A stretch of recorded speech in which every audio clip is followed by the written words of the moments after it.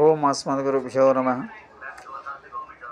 ఆదికావ్యం అనే మహాగౌరవం మహర్షి వాల్మీకి రచన శ్రీమద్ రామాయణంకే దక్కింది. ఇది కాంతాన్వితమైన ఉపదేశం. వేదములు విన్ని సత్యం వద, ధర్మం చర, ఆచార్మా ప్రమద, ప్రజాతంత్రమా వ్యధశ్చేత్ శ్రీహి మొదలగు విధివాక్యముల ద్వారా గురువుల ఉపదేశం చేయను వారిని ఆది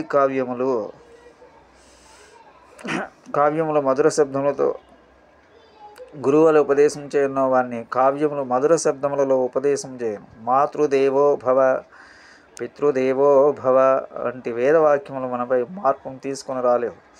కానీ శ్రీరామచంద్ర భగవాన్ మాతృభక్తి, పితృభక్తి కావ్యంలో వర్ణించినప్పుడు వినేవారిపై వారి ప్రభావం అమోఘంగా పడుతుంది. రచనా కౌశల్యం, కావ్యవస్తు అనే రెండింటి దృష్టిలో శ్రీమద్ రామాయణం జగత్తులోని సమస్త కావ్యములకు శీర్షస్థానముగా ఉన్నది. మానవులు ఏ స్థితిలో ఎవరితో ఎట్లు చరించవలనో సంఘమున ఇతరుల సుఖమునకై మనం ఏ రీతిన సుఖముగా త్యజించవలనో, ఏ విధముగా సత్యమును, న్యాయమును, సదాచారం, ప్రతిజ్ఞాపనను ఆచరించి జీవనం ఆదర్శపరముగా ఉంచవలనో అటు సామాజిక, నైతిక, ధార్మిక శిక్షణకు భాండాగారం వంటిది శ్రీమద్ వాల్మీకి రామాయణం.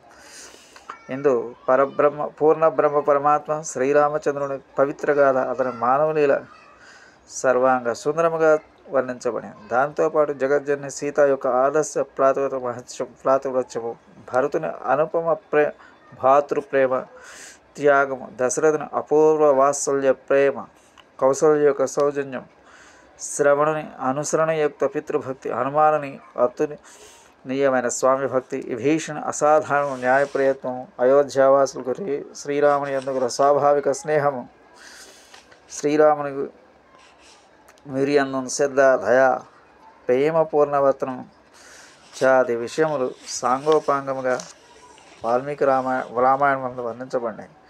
ఇందలి శ్లోకముల మదములు కావ్యోచిత గుణములతో, అలంకారములతో విభూషితములు తాళయుక్తంగా పలుకబడినవి.